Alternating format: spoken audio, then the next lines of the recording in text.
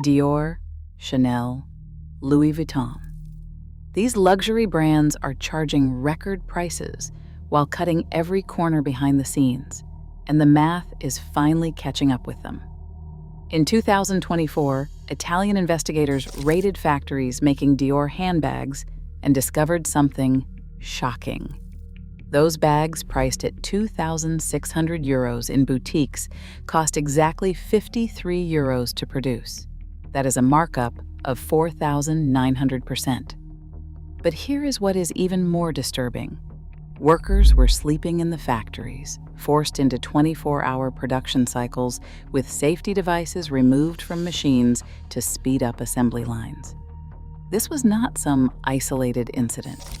It was the moment the curtain was finally pulled back on an industry that has been playing a dangerous game of financial engineering while their quality control systems crumbled. The numbers tell a brutal story. In the third quarter of 2024, roughly 80% of luxury market growth came from price increases, not volume gains.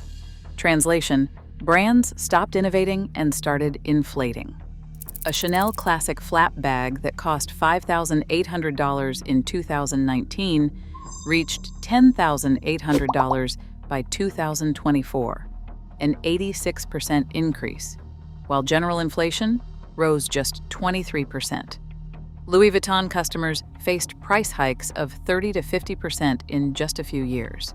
But consumers are not stupid. The luxury industry lost 50 million customers in 2024 alone. For the first time since 2008, excluding the COVID year, the personal luxury goods market actually declined, dropping 2% from its historic high of $387 billion. LVMH saw revenue and profits drop 4% and 22% respectively. Kering, which owns Gucci and Saint Laurent, faced similar pressures, while Richemont's Cartier division also struggled with declining volumes. Chanel's operating profit collapsed 30%.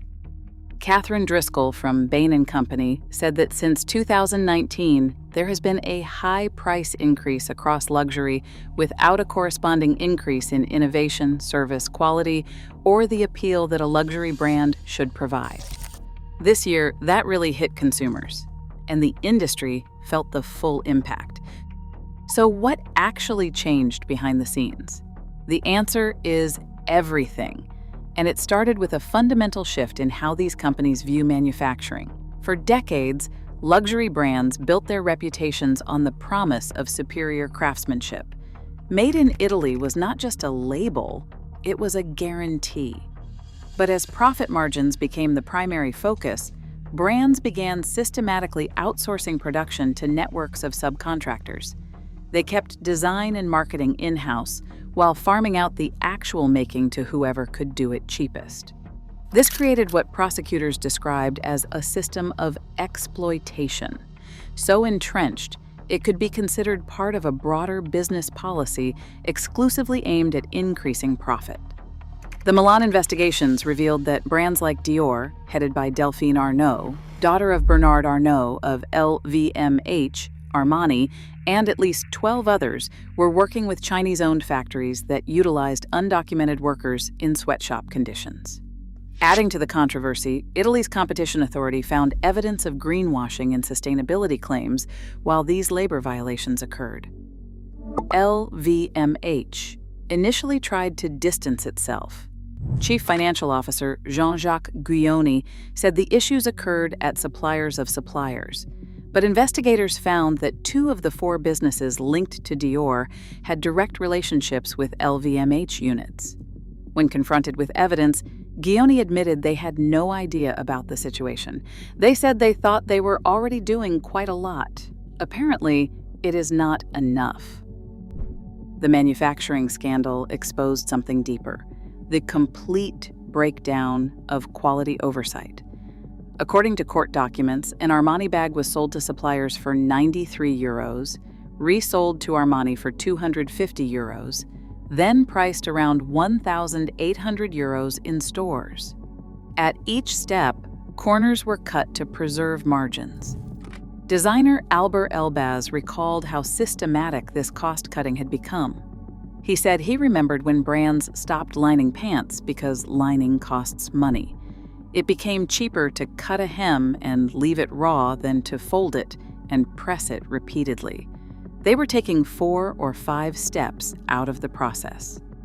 Author Dana Thomas, while researching her book, Deluxe: How Luxury Lost Its Luster, visited factories where the same workers on the same assembly line were making bags for both luxury and mall brands. The only difference was the label sewn on at the end. This race to the bottom coincided with another crisis, the collapse of skilled labor in traditional manufacturing regions. More than 2,000 factories making clothing, textiles, and leather goods closed in Italy during the first 3 quarters of 2024.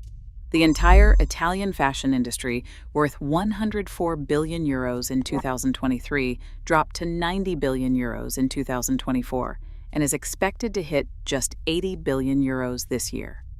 Simone Balducci, president of Federmoda Florence, explained that to do their work, it takes at least 5 years of apprenticeship and 10 years to have a qualified worker who guarantees care and precision. Sometimes people think technological innovation can compensate for manual skills and artisanal intelligence. But that is not the case. Young people simply will not commit to decade-long apprenticeships anymore, especially when brands are offshoring production to cut costs. According to industry group Confartigianato Imprese, 1,035 clothing and leather companies closed in the second quarter of 2025 alone. The irony is stark. Brands market themselves on centuries-old craftsmanship traditions while simultaneously destroying the very systems that created those traditions. They raised prices based on heritage they were actively dismantling. Consumers are finally catching on.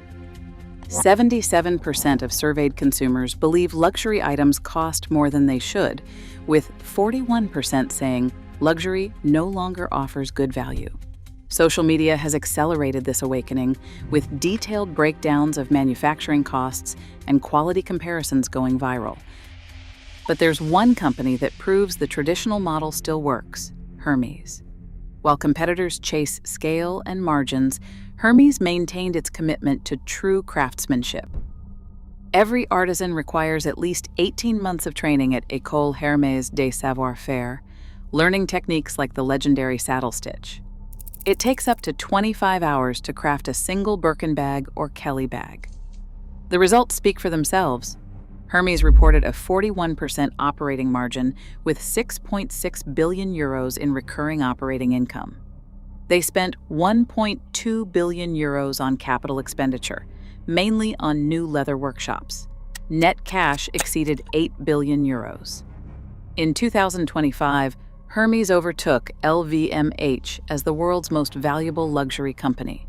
Similarly, Brunello Cucinelli has thrived by embracing what analysts call quiet luxury, premium quality without flashy logos.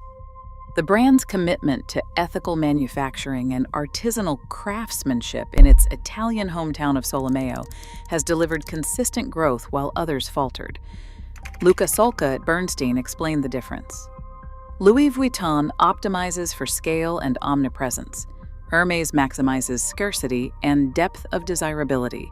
LVMH often benefits from sheer breadth, but Hermes wins on perceived purity and pricing power. Some brands are attempting damage control. Dior created a new industrial division in late 2024 to centralize oversight of suppliers and workshops. They committed 2 million euros over 5 years to aid victims of labor exploitation, though advocacy groups called this insufficient given the scale of the problem. Prada has launched 29 training programs since 2021, training over 570 students, with more than 80 entering the company permanently. They also acquired a 10% stake in Italian leather group Reno Mastrato to strengthen supply chain control. But the fundamental question remains: can an industry built on exclusivity and craftsmanship survive when it is optimized for mass production and cost-cutting? The evidence suggests many brands pushed too far, too fast.